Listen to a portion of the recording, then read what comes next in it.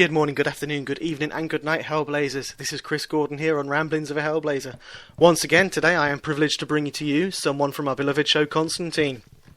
This man appeared as one of John's old friends and made a huge impact on the show and fans alike. He's had an illustrious career, appearing in things such as Band of Brothers, Defiance, and most recently the magnificent and strange Fortitude, as well as Constantine. He has also been in my wife's favourite show, Holby City, which is a UK show about a fictional hospital. This guest is also very well known within the theatre arena, being a resident artist with the Royal Shakespeare Company, and known within the thespian world for his portrayal as Richard III and Mercutio from Romeo and Juliet. So without further ado, I introduce to you the man who played Gary Bloody Lester. It's Jonjo O'Neill, and listen out for perhaps a surprise.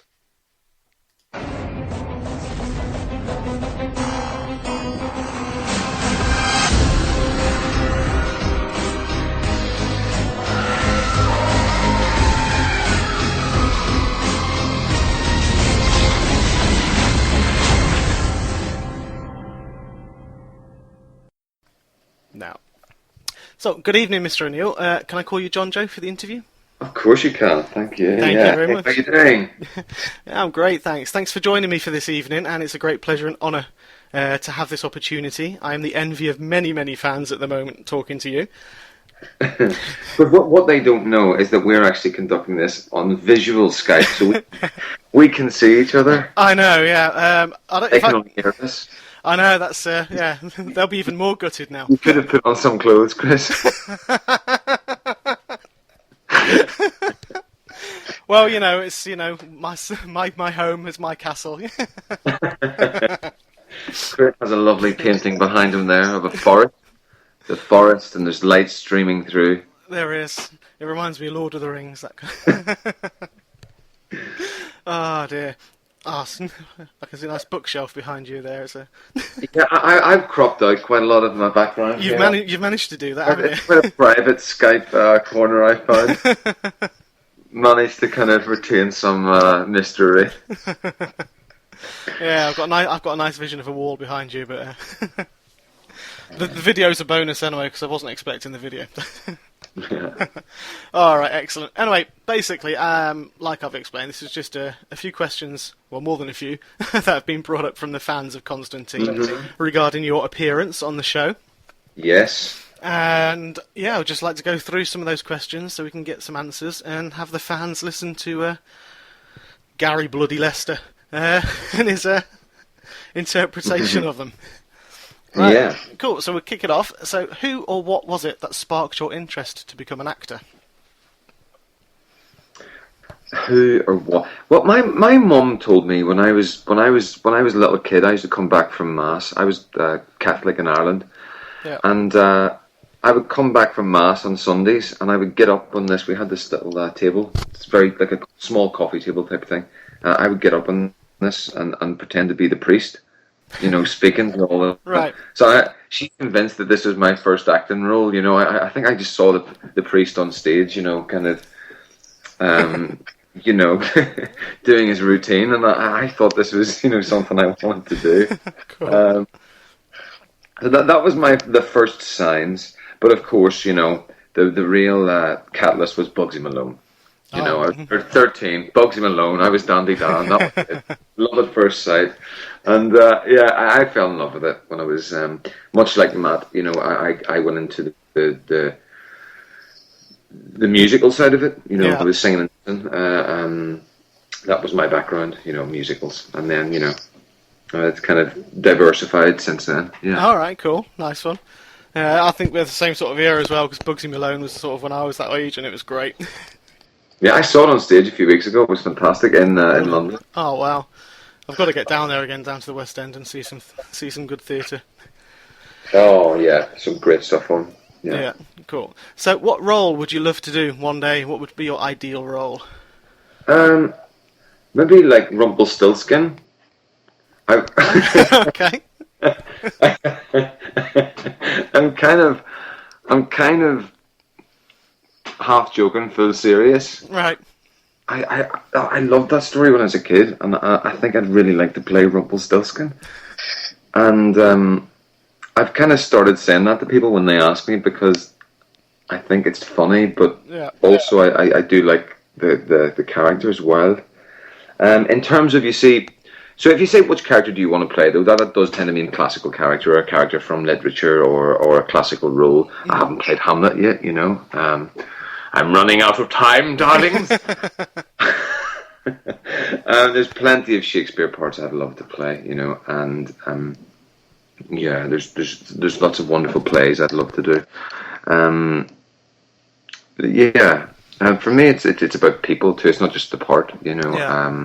It's getting to work with certain actors and certain directors and writers, and there's lots of different things that makes a project worthwhile or exciting. All right, cool. But yes, the short answer is Rumpelstiltskin. Well, you could have been on Once Upon a Time, and you could have got that instead of... No, he must have been in. Yeah. Oh, cool. So what's been your favourite character so far to play? Present company accepted, we mean? Okay. Yeah, present company accepted, yeah. It was actually my favourite role on screen. Alright, great. For different reasons. But that might be covered in other questions. So, my favourite character was probably Mercutio in Romeo and Juliet. Okay. I played that with the Royal Shakespeare Company. I played it on and off for a few years, for nearly 3 years, because we were in Rep, a system where you do different performances of different plays, on different evenings. Yeah. But that role was kind of in my body and in my head for 2.5, 3 years, and I think it's probably the best thing I've done and the thing I'm proudest of, and I really miss playing it. It was a real, just an amazing character, kind of Shakespeare's rock star, that's kind of what he is, Oh, brilliant. I loved that part, and I'd do anything to get to play it just, for one evening again. Fantastic. I think Shakespeare does have some fantastic parts. Oh, fantastic! Yeah, absolutely brilliant. You can't fault him. Even I say most of today's modern language is based on phrases from his plays, and just absolutely fantastic. Okay, I've got another. Oh, this is a different one. As you play the guitar, have you ever thought of releasing an album? Yes, I mean, you have to make an album first before you release it. True.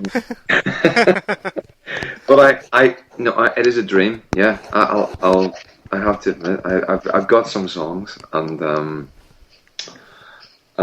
I'd love one day to kind of to do that as a passion, Yeah. rather than Of course, acting was my kind of first love in that way, creatively, but it becomes your job. So music is a pure passion for me. So if it were to be about making an album, it would be purely about for love. But so it's something I do see myself maybe doing one day. Yeah. All right, lovely. That sounds very cool. It's strange hearing, obviously, like yourself, acting is just a job. You sort of, it's like any other job that you sort of get into it, and you just sort of, it gets to that sort of stage where it is a job. Obviously, you still love what you're doing, but having something different like the guitar as a love and a passion, just to take you away from that is sounds really, really interesting. Exactly. Yeah. Exactly. You need a release. Yeah. From what it is you do all day, no matter what it is. Exactly. Yeah. This is mine. From sat managing IT projects all day. It's not the most thrilling thing in the world. Where are you now, then? I'm in Prestatyn in North Wales. Oh. So I'm not too far from Chester and Liverpool. Places like that, so it's not too bad. Matt's not North Wales, is he? No, South Wales, Swansea. Yeah. It's from the valleys. Oh. I better not. If I ever get to spoke to Matt, I'll never actually say that to him. My South Wales accent's appalling. Oh dear. Right, did you read the Hellblazer comics to prepare for the role as Gary Lester? His portrayal was different. Was that something you decided? Well, yes, I did read the comics, and the first thing I read, however, was Cameron Welsh. Okay. And that that's where it starts and ends, really. I suppose I got a real sense. It was a wonderfully self-contained episode. I thought there was a really there was like a classical structure to it. You know, it totally could have been a movie. That kind of the feel to it, and I thought Gary's just this. I thought it was a beautiful story, really. Okay. Their friendship, his guilt, and his redemption, and what it costs him in order to find that redemption, which is everything. Yeah, it's the ultimate sacrifice at the end, isn't it? To find it's the ultimate sacrifice, and it's it's something that appears throughout literature and often different movies and in different Bibles, and but I just had a great feeling for it, and I really loved the character, and I was just drawn to his brokenness, his patheticness, and how he just couldn't get it right. Yeah. And at the same time, there was something about him that I felt like he was one of these characters who didn't have a bad bone in his body. Yeah. Not to say that he didn't make mistakes and make awful choices, but it came from damage. Yeah. I mean to say, I really empathise with the character. Yeah, he sort of really means well, didn't he? But yeah, and an amazing foil for John's harshness. John can be very cold, and he can be a right bastard. Let's face it. And there's something vulnerable about Gary that it slotted in really well. I thought the writing was fantastic. I have to say, I loved what Cameron did with it. Yeah. And then in terms of the image, I mean, I remember I was in my kitchen here in London, and I got the script through, and I had to make a tape for the edition, and of course, then I went into the comics, and kind of you get a real sense of the energy from the comics. That really informed me, his kind of nervous energy, or there's some amazing images that were really useful. But of course, I don't look like the guy in the comics, so it's just about having a feel for it. Yeah. There was something about, I mean, I could talk about that. Yeah. So I said the primary source was the episode that Cameron had written. Yeah. But of course, I read the comics and referenced them. Yeah. All right, brilliant. That sounds great. You're right. Those two episodes, they were really. They could have stood alone. And I'm not being sycophantic, but your portrayal of Gary Lester was fantastic. The emotion that sort of conveyed in that episode, and the conflict, that was all very apparent, and you really worked well with Matt as Constantine in it, and you could see both of you. That it really, really portrayed so well.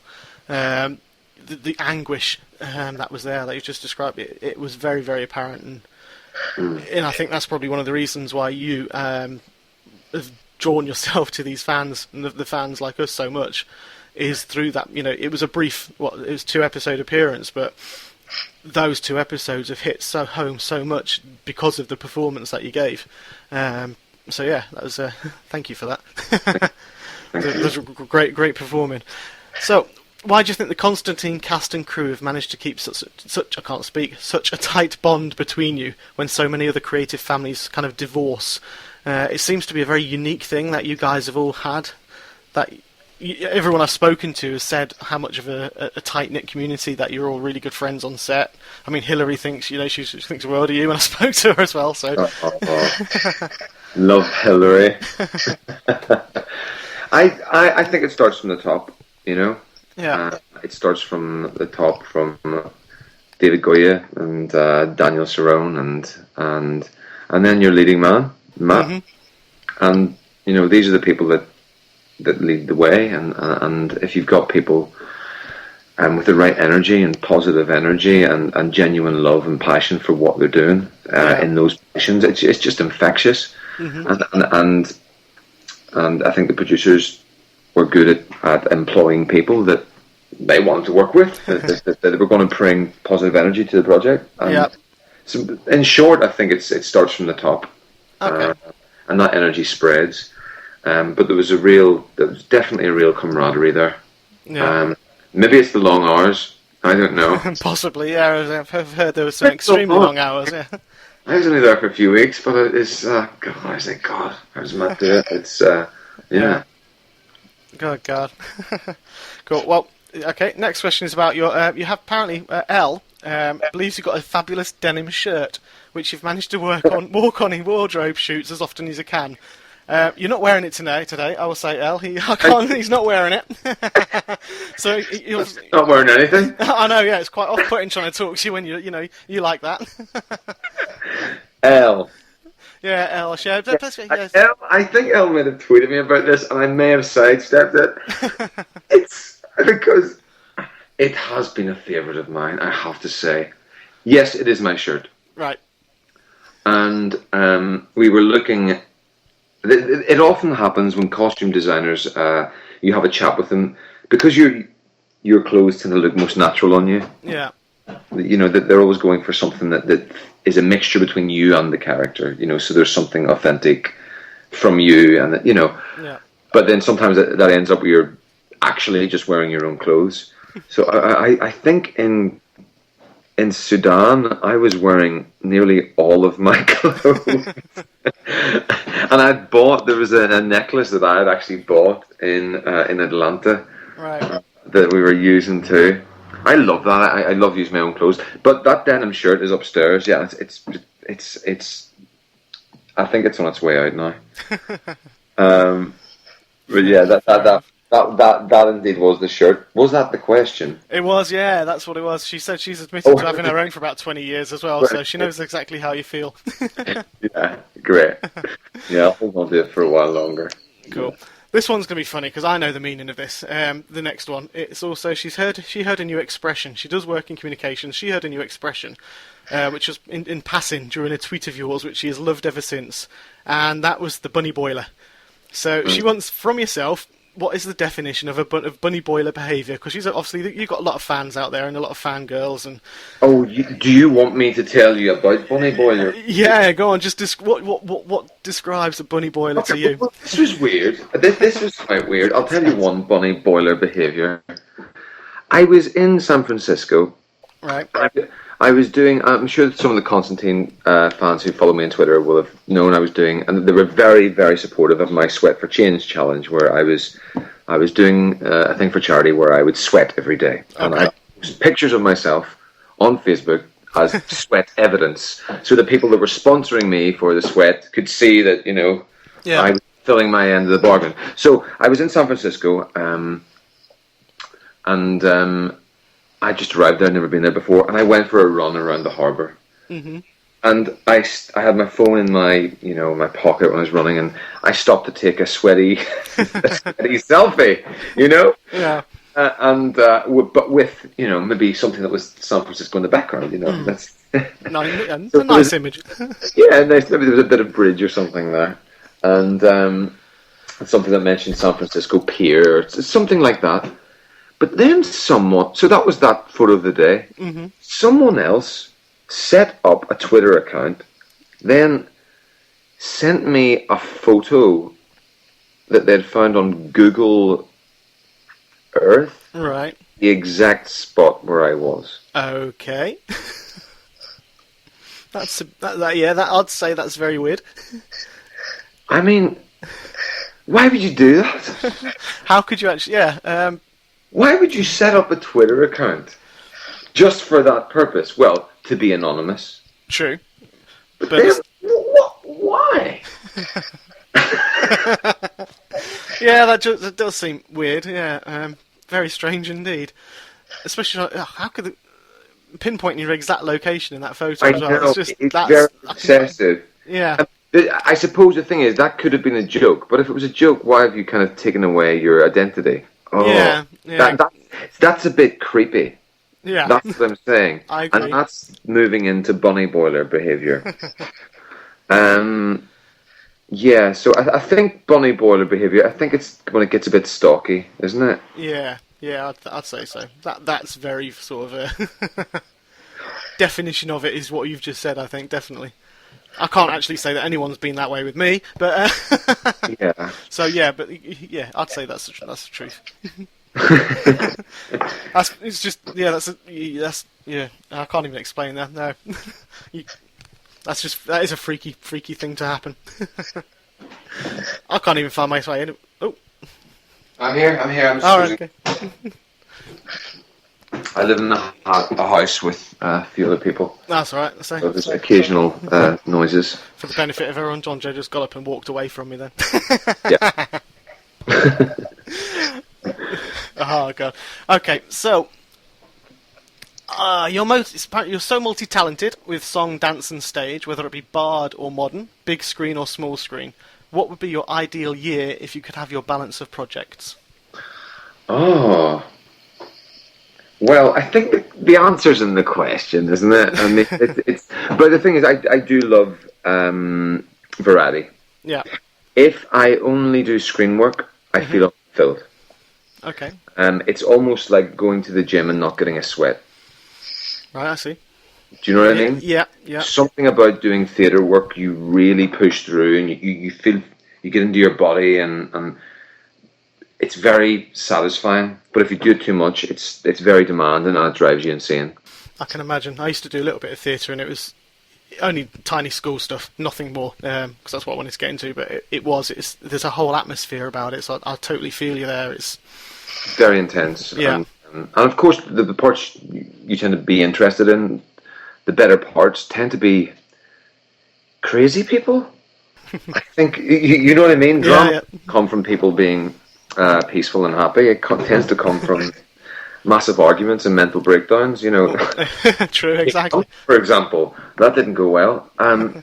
You know, so if you're playing these characters who are kind of interesting, fractured, you know, people at crisis points in their lives, or you know, whatever. If you're kind of doing that, you tend to kind of, you need a break from that, you know. So there needs to be a mix of tone throughout the year. But I suppose, in short, I'd like to do some stage and some screen work. But then also, you'd like a shift between something maybe light and something heavy.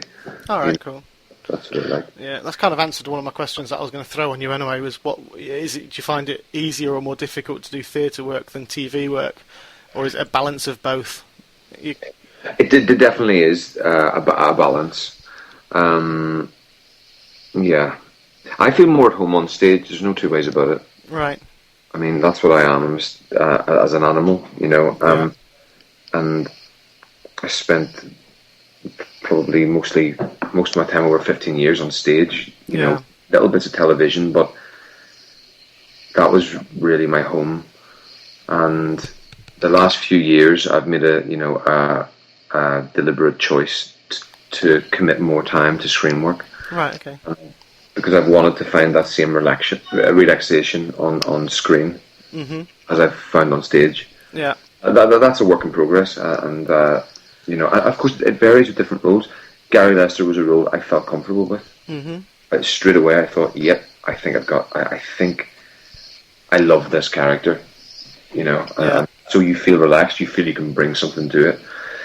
Whereas when you don't feel naturally as confident in a certain role, you can be more back foot, more reticent, less confident, less, you know. And then, of course, if you're, you know, you're maybe not then in a position to be doing your best work if you're not feeling totally relaxed. So so it's I love feeling like it's about learning, and it's about new, and I like feeling young in myself, you know, with work.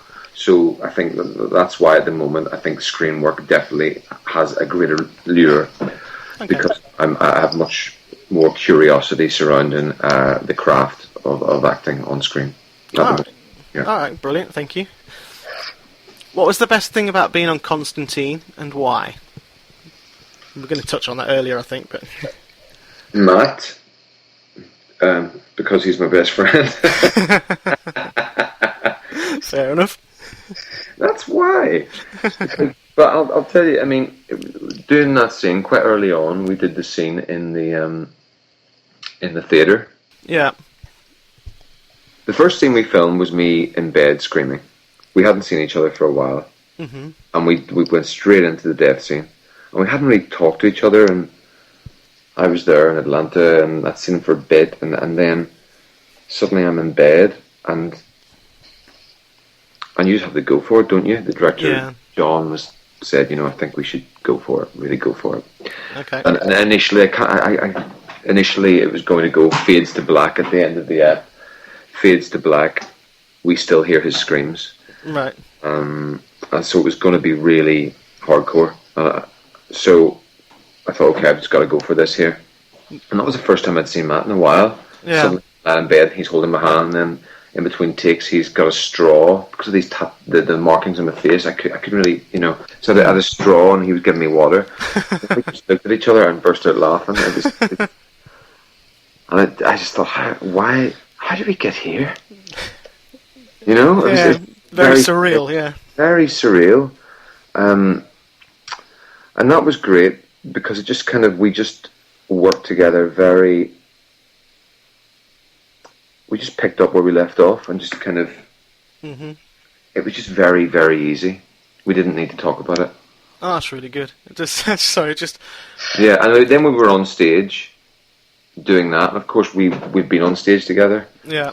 Playing opposite each other 10 years ago. Right, and okay. There we are, on stage with this set all around us. Just, and it felt like it was about time passing. Yeah. And I'd come from far away to find him, mm-hmm. as I had done in real life, Yeah. And there was just so many similarities that really enriched it, and made all the emotional world of it so much richer. All right, brilliant. Yeah. That probably kind of really helped come across anyway. I say from our point of view, we don't know any of that. It probably really helped sort of make that scene more emotional. Then I was just trying to picture now when you're doing a death scene and then just bursting out laughing. It must be quite, and then going straight back to being obviously serious and everything. It's yeah. It's great. It's great. It was really great. I really enjoyed that. Yeah. It's great that you guys have got that kind of friendship as well, and obviously it probably helped draw you straight back in to your episode, seeing straight away. Yeah. Back with them again. Yeah, totally. Yeah. Cool. Would you return as? I was going to say, would you return as Constantine? No, that was. Would you return to Constantine? Yeah. Yeah, wrong man. That's the wrong man to ask. There's so much that could be done with the Gary Lester character. I mean, we saw him in the 2 episodes. He gave everything, and obviously, and died in the series. But the backstory about Newcastle and Gary being one of John's friends for ages, and the driver for the Newcastle crew, etc. Would you consider doing more if it was renewed and carried on? I would love to. Yeah. Yeah, I mean, if the series had carried on, I believe that the Newcastle flashbacks were lined up. Mm-hmm. So I was really excited about the prospect of going back. I loved it. Get the band back together. I wanted to make a music video, Mucous Membrane. I wanted to get the wig on for the younger Gary Lester. Awesome. Yeah. That brings us right into the next one then. Would you ever think of doing a Mucous Membrane flashback? What would it be like? Totally. Well, me and Matt have talked about this. We've really wanted to, because we both play guitar. Yeah. So we really fancied doing a live gig as Mucous Membrane. Should go around the Comic Con. Yeah. You go down the street, it'll be like the highlight. Get the guitars out in front of, just surprise everyone. Just turn up and just get the guitars out and play. I totally, yeah. Just go behind the sofa or something when you're doing one of these, one of the panels, and just get your wigs on. And as I knock the headset off my head, then oh god. I think would be good, Mucous Membrane. Yeah, it would. Maybe that's a spin-off. It could be, yeah, very much so. Yeah, follow the mucous membrane as they go on tour. Right. If you ever had to give up the stage, would you be able to? I think I know the answer from the chats we've had. If you did have to give it up, would it? No, I mean I couldn't. But I mean, what would be the reason why I had to give it up? Is there like an asteroid or something, or? It is strange because obviously if you gave it I don't know the context behind that one because that was one that just came in. But yeah, you're right. I guess if you had to give up the stage, you'd have to give up the whole acting. My flatmate's just come in here. So. Oh right, okay. Oh my god. Sorry, can you keep it down? I'm trying to. Bloody hell. What are you doing now? Oh my god. Okay. Good God. Hey Matt, listeners, Hellblazers. We've got Matt Ryan has just gate crashed this interview. Hey guys. Good God. Grab a chair. I just got back from picking up my passport. All right. All my documents sorted out for Arrow, which I'm going to be doing. Awesome. They're only going to hear you. They're not going to be able to see you. So well, they might be able to see you. I was going to ask and say, well, could I put the video up as well? But oh, cheers, man. That's making me thirsty now. A recreation of that scene, actually. Yeah. Oh yeah. I've got a drink as well, so cheers. Cheers. Nice to meet you. Sorry, what was your name? It's Chris. Chris. Yeah. Nice to meet you on Skype, Chris. Thank you very much, Matt. So, how are you, anyway? I am very good, man. I'm very good. It's been busy over the last couple of weeks trying to get everything sorted and locked in for Arrow. Yeah. Because I'm starting up to do a play on the 1st of September. So we were trying to make it all work and all fit in and everything. So, but that's very exciting, and I'm looking forward to doing that and working with those guys and doing a little bit of Constantine on there and yeah. Excellent. I know I've got a few fans are coming to New York How to do you see you. feel, Matt? Sorry, go on, Gary. Go on, John. How do you feel about putting on the coat again? It's been a while. It's been a while, yeah. I'm looking forward to it. I'm looking forward to getting the coat out. Yeah. It's funny. I watched a couple of episodes the other day just to try and remind myself of what it was I was doing. Yeah. But I'm sure as soon as that trench coat comes back on, then John's pretty much in there anyway. But I'm excited, man. I love this character so much. He's my favorite character I've ever played, and to get the trench coat back on again is going to be an exciting thing. Fantastic. I obviously found out last night as well from a few guys who are going to Chicago Comic Con that because of Arrow, you won't be going there. So obviously they're gutted because they were going to come and see you. But I think the news to see Arrow. So, I mean, you got Kim, TJ. And oh god, I can't remember the other one. I know. I was really gutted about that actually because it falls in the weekend when I'm going to be doing Arrow, and it's just one of those things where I'm just not. If I do it, then the work is going to suffer, and it's obviously all about the work. So I want to try and do the best by it as possible. Oh god, yeah, definitely. I think that everyone understands the reasons why, and it's just overjoyed the fact that we're going to see you with the trench coat back on. Yeah, man. I'm looking forward to it. It's funny because we're trying to get like all the props and everything together now, and like the lighter and the cigarette packets they made and all that sort of stuff. So it's so cool, man. It's exciting stuff. Fantastic. I know Kim herself is coming to New York as well to see you play. Yeah, she did. Yeah, I saw that on Twitter. Yeah, I favoured a tweet she sent, and that's great. I hope she enjoys it. Oh, great. So I'm sure she'll be happy to hear that. Yeah. So what else have you got lined? Oh, you've got your play. How long is that going to go on for? That goes on until January the 10th. We finish. Right. Okay. It's a nice stint of winter in New York City, so that should be fun. Yeah. So there's that, and then that's all I'm booked up for so far. So we'll see what happens. Oh yeah, definitely. I mean, I think this stint on Arrow is going to be a huge boost for Constantine.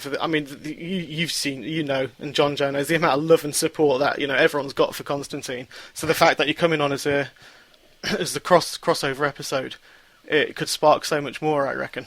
Yeah. And I'm hoping that anyway. Everyone's touching wood here. So, as in a table wood. I cross my fingers for... I love the show so much. I had so much fun working on it. I mean, look, me and my best mate got to play best mates in the show. I mean, that was so amazing. When I heard that, and John, when the whole thing was happening, I was just like, man, it was right at a point when we were shooting where it was getting very, very busy for me. And I think it was the 4th episode, and just having, someone as skilled as Jonjo and someone who I knew as well and I've worked with come onto the show was great because I was just like I could breathe for 5 minutes. It's like you take over. Awesome, that's absolutely fantastic. So what about yourself, man? What are these? You do these podcasts? What are they about? I just started. I've only joined. I've been on Twitter for a couple of years, and I've never used it until Constantine came out, and then I just fell in love with the show so much. So I found the fandom on Twitter, so I started tweeting around, and everyone's got into being friends there. Then I realised it's got 140 characters, and I'm not going to swear, but I can't write in 140 characters. I'm sorry. It's one, you get to the end and it just rolls over. So I thought, well, I've seen podcasts before, and I've the wrestling that I'm part of, they do all that, they've done them. So I just got onto Spreaker, and I put it across and started doing like positive stuff, like telling people just to keep fighting, keep tweeting, that kind of thing. Oh, great! And from there it just spiraled, and then it was positivity. I started doing impressions.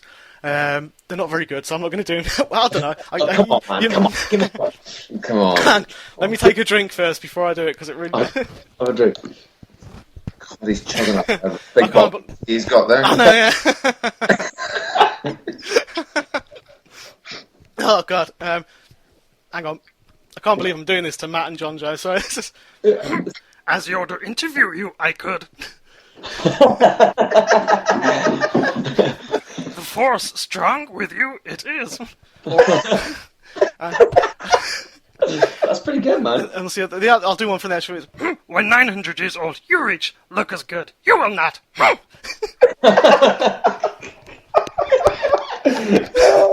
like it, man. Very good. See, I've actually got one where I did a 5-minute interview where I just talked to myself as Yoda. So I interviewed Yoda back and forth. So that I'll send Jonjo the link. I mean, you guys are far too busy to listen to that.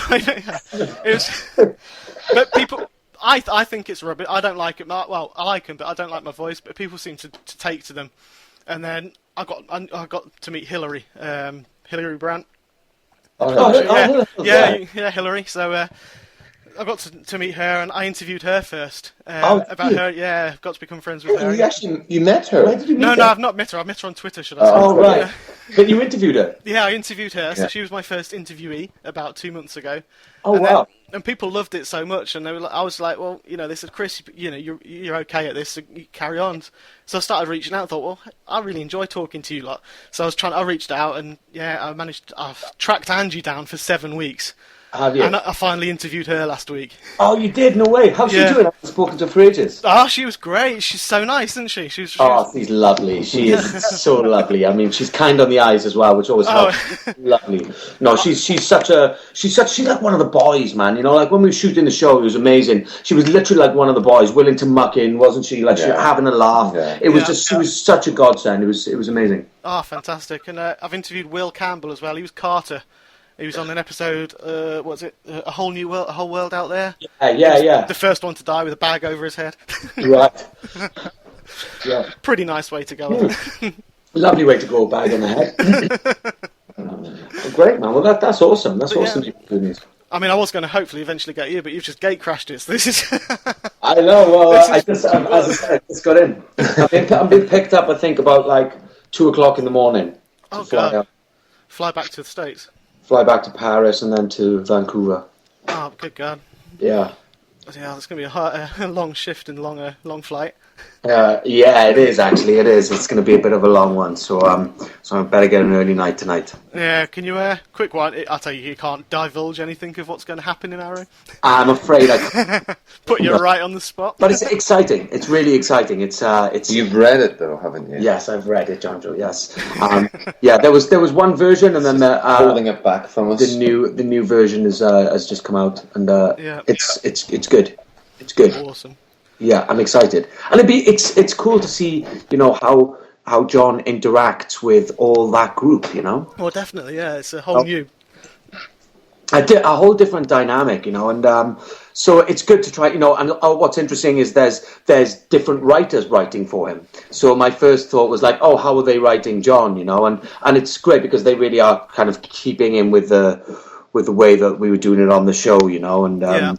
So, it's exciting, man. I'm looking forward to getting that trench coat back on again. Fantastic. And you see Stephen... Sorry? Go blonde, yeah.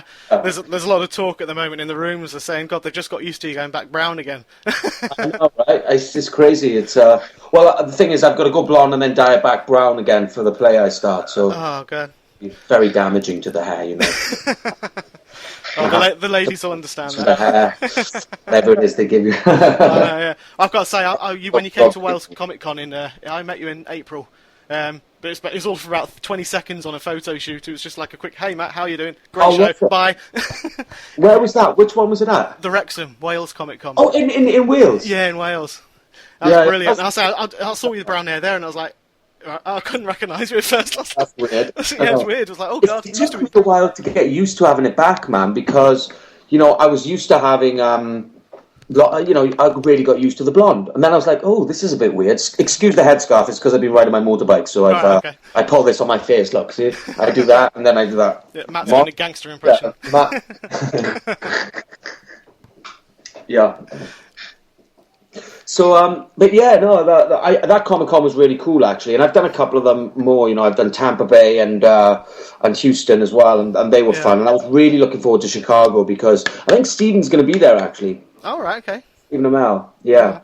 But it's just one of those things because I've got such a lot of work on. Even if the schedule permitted it, that weekend is going to be so valuable to me for preparing for this and also for Arrow and also for the play that's coming up. So I need all the time I can get now, otherwise I would be there. But I'm sure there's going to be lots more next year, and we want to get Jonjo on some as well. So definitely, yeah. The next ones are in the UK next year. Well, we were saying with mucous membrane. Yeah, we're going to have to do something like that. I know, I was just actually saying that I know I'm friends with James, who's the guy who runs the Wrexham, the Wales Comic Con. Yeah, so I keep telling him on Facebook, so I'll try and get you both. Would you be up for that in April? Yeah, let's do it. If you're free. Yeah, no, we'll do that. Yeah, we'll do it together. Do the whole thing together. That'd be really cool. Yeah. It was you and Emmett last time, wasn't it? So. Well, it was me and Emmett, but we were it was me and Emmett sitting next to. It was funny, man. Because we were just like having a laugh with each other across the table. It was great. Yeah, you could see that. It was fantastic. John, all I can see is a bit of Jonjo's side of his head at the moment. Oh, okay. I'm hogging the camera. No, it's all right. Don't worry. Come in here. Come in here. Yeah. You were talking about some very interesting parts of my life and career. Oh, really? Yeah. And you push him straight out, What are you talking about? We were talking about you. The things we were saying about you. I know, yeah, just so complimentary. You just stopped it all in its tracks. No, please continue. You might have to make the door bigger to get. Sorry, that's for me at the moment because I'm just like over the moon. I can't believe this. Oh, cool. That's brilliant. So, is there anything else you'd like to ask, man, about the show? He didn't know you were going to be here. I didn't know. Yeah, you stumped me. Okay, look. At some point, if you want to get me again, then at some point over the coming months, let's try and fit in a little 10-15 minutes or something. If you want to do that. That'll be fantastic. Absolutely amazing. And Jonjo's got me details as well. Okay. So I'll let him pass them on to you. But that'll be amazing. I mean, there's God knows how many people would want to ask questions for you, so it's brilliant. I say I'm stumped at the moment. All I can ask is things like the show itself. How did you? See, I can't even think now. It's was it an emotional experience? Obviously, because there was a lot of times when I'll say your interactions with Zed at the time, because there was something Angie mentioned which I just cracked up laughing because I'm so envious of the fact that you were opposite. Angie and that, because you're right. I was swooning last week. I've got to admit, I was. All the girls are fangirling over you two. But as a lad or as a bloke, 39, I'm an old guy. But she was just. I was just like, oh god, listening to her talking, it was great. And she was mentioned the shower scene. She obviously wanted to carry on, and she wanted to get her reaction was she wanted to be in a shower, to walk into a shower with Matt. There's some shagging goes on, and then she just walks out and goes, "That's enough. Fine, that's it. Fine," and walks off and just leaves it at that because she thought that was perfect for her Zed strength character. How would you react to that then? What's interesting, man, is obviously in the comics, in the comics, they pretty much get it on straight away. Yeah.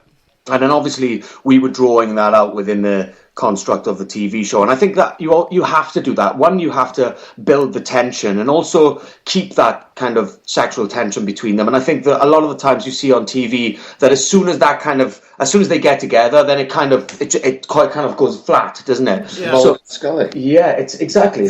Yeah, you've got to kind of keep that tension. So for those dramatic purposes, we kept them apart. But I think that somewhere down the line, if we had continued, then we would have seen them get together. I think we would have had to, or at least get it on. Yeah, definitely. There was that tension. You could see the sexual tension was in there all the way through, and it was just like Still, wouldn't it? Yeah, that's the way it always happens in TV shows. They finally got together, and then someone wakes up. Oh, a dream, yeah. And Yeah. John wakes up and he's like, sweating, and says like, "Are you all right? I touched you. I had a vision. I saw what you were dreaming." We're doing some good writing here. I know, just season 2 material. yeah. Let's just shoot a bunch of scenes and edit ourselves. Oh, cool. I'm trying to think what else I can ask you now. I'm totally. See, this is what happens. See, when you're not a professional, you just get stumped when you get thrown in with something fantastic. Well, I don't know if John just told you about the whole situation of him coming over to Atlanta, and we hadn't really talked to each other for a long time. Have you told him that about how we hadn't really talked? And then next time we turned around, we were on the bed. Yeah, I said we were on the bed. We hadn't seen each other. And you said that, screaming and dying. And yeah. It was so funny, man, because I know, sorry to repeat what you've already said, but we just been crossing each other in corridors as he was getting costume fittings, and I was on the previous episode still. And then next minute, I walk in, I'm like, "Right, are you okay? Great." And he's got all these things in his face, blood everywhere, markings. We hold each other's hand. And he's like, "Ah!" And then the next minute it's cut. They start to turn the camera around, change the lights for the next shot, and we're like, "Hey, man. All right." And it's like, it was just so funny because it was the first time we'd actually kind of stopped and looked at each other in a long time, wasn't it? Yeah. And that episode, I think, is probably one of my favorite experiences in TV, to be able to work with everybody on the show, but also like that episode was for me when I kind of found the character, I think, and I think that was partly to do because I was really able to root him in something personal, which is personal to me, because I was lucky enough, we were lucky enough to get Jonjo, but but also because it was an episode where you kind of got under John's skin a little bit. I think the first two, the other two episodes were a little bit kind of, they weren't about John's past, and my favourite episodes of the whole series are the ones which are personal, in which John goes through something, because then you've got something to push against. The kind of whole demon of the week kind of thing is, it works, but only it works like in the episode when I trap Manny in the body, and then. You've got the demon of the week thing going on, but you've got the personal relationship going on with him and Manny, and that those episodes when those dynamics were working were the best ones. I think they were. Excuse me, they were the best ones and the most enjoyable. But my favourite episodes of the whole thing were episode 9 when I got possessed. I mean, because that's just fun, man. Excuse me for enthusiastic, but it was just so much fun. I mean, it was the hardest episode by far in terms of just energy and workload, but one of the most fun. But then the other one is episode 4, which was A Feast of Friends with Jonjo, and for all those reasons, for me, it really was that place when the show kind of turned a corner for me and catapulted us forward into the rest of the season. Fantastic. That's great to hear that. What was it like being sort of acting like you were possessed as well? I say that was a really, really cracking episode. It was another emotional one where it's just like watching you take that on and just get overcome. Yeah, it was cool, man. I mean, I was like, okay. And what was funny is we were shooting there's that scene when after I put the demon Pazuzu in me, and it's the first time the demon comes out when I push Chaz away and he flies back. It's outside the church, and we were shooting that while we were still shooting episode 8. And I was like, why are we? It was some logistical thing about the location. I was like, I don't even know what this demon is, who he is. Like, I don't know what I'm gonna do. And then we were just like, okay, just roll the cameras, just do something, and I just like,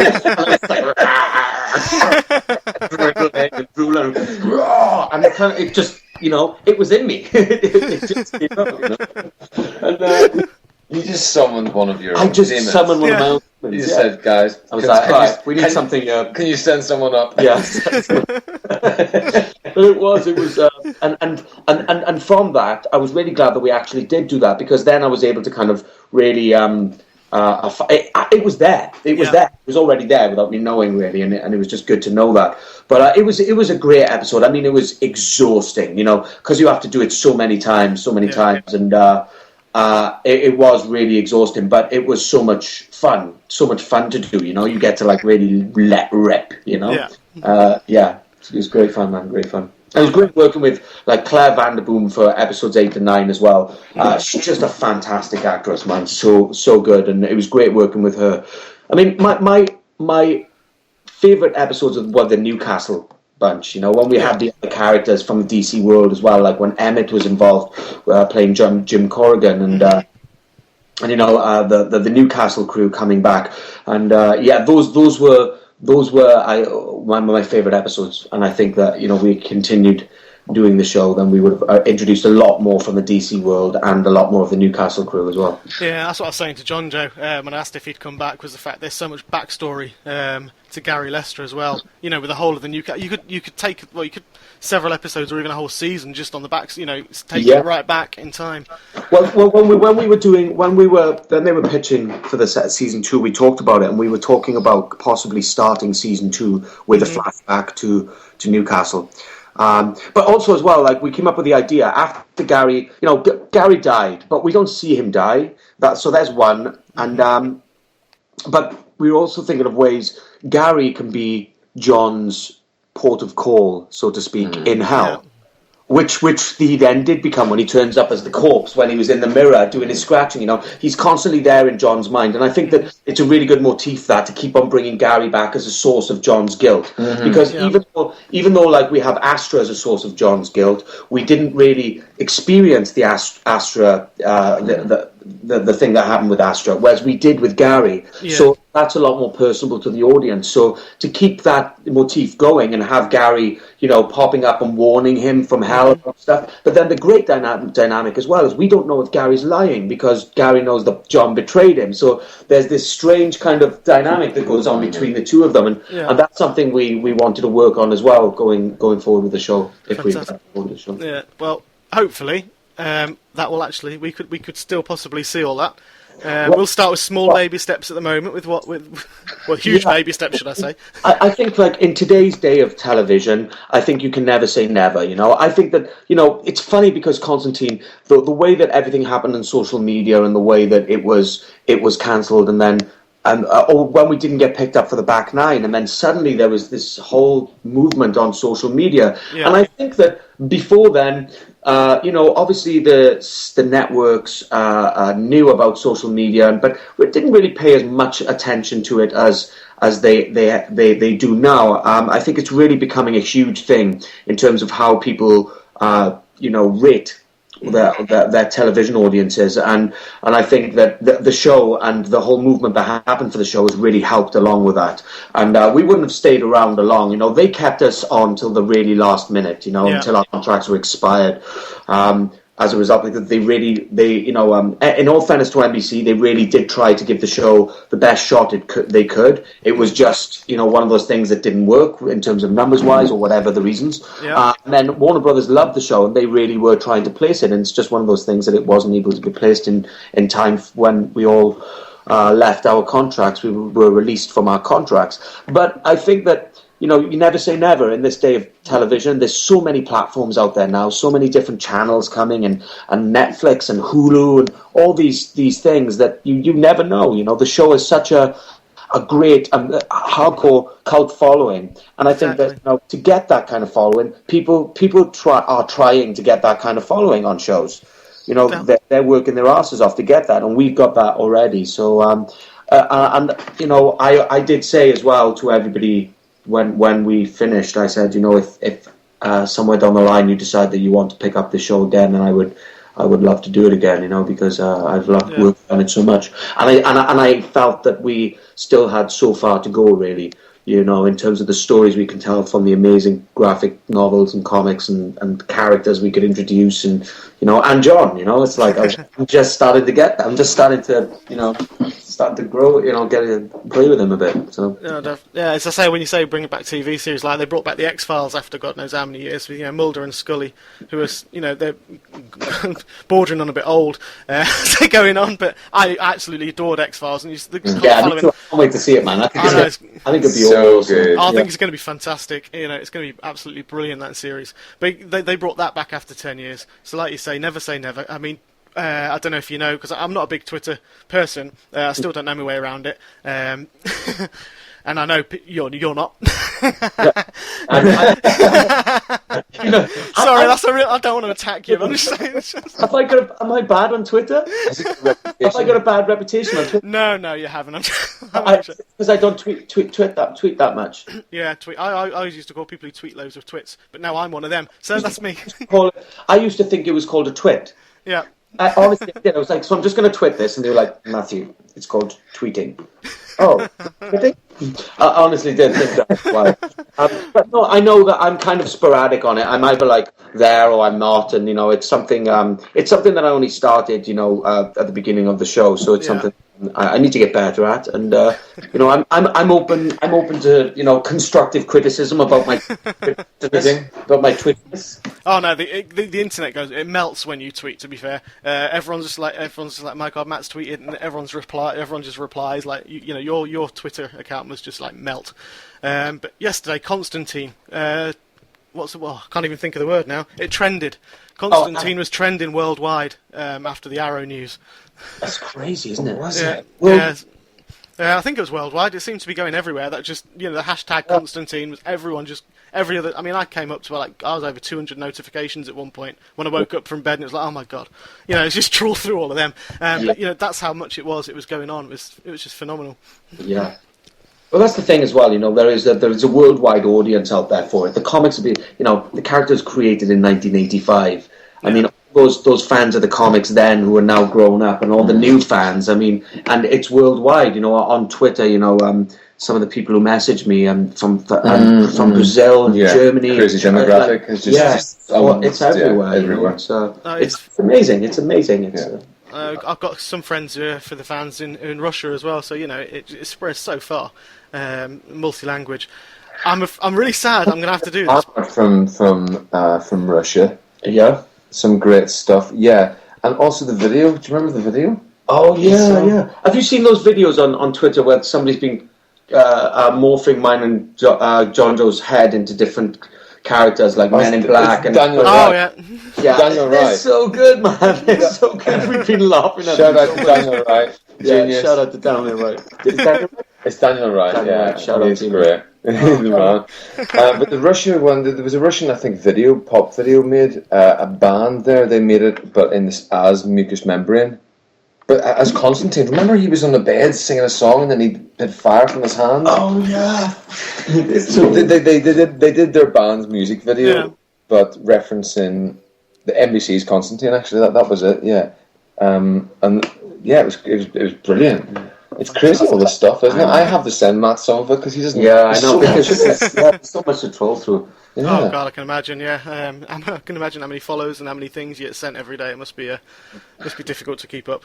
I'm afraid. I'm really sorry, and I'm gutted that I'm going to have to do this because I'm going to have to bring an end to the interview. It's coming up to an hour, and I don't think I've got that much longer. So I'm really gutted because it's been an absolute pleasure and surprise for both of you. Right, my friend. Well, look, as I said before, let's do this again at some time, and then hopefully Jonjo will come and crash hours. Yeah, definitely. I'd love to speak to both of you again.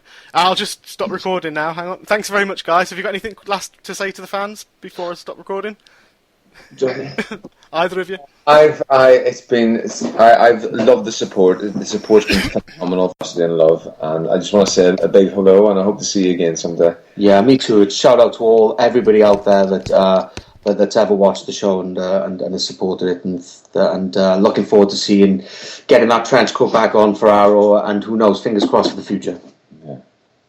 Fantastic. Thanks very much. I'll stop recording now. I won't turn it off yet, bear with me. Oh my god. Oh my actual god. Can you believe that? I'm overwhelmed. I'm lost for words. Guys, I hope you all enjoyed that. Interview with Jonjo O'Neill just got gate crashed by Matt Ryan. So I've just had an interview with Matt Ryan and Jonjo O'Neill, and Matt has agreed and said that I can get your questions, and at some point in the future, the near future, we'll have an interview with him again. Oh my god, guys, I'm gobsmacked. I hope you all enjoyed that. Thank you very much. This is Chris Gordon signing out. Hi guys, I'm Matt Ryan. I'm Jonjo O'Neill. And you're listening to Chris Gordon on Ramblings of a Hellblazer.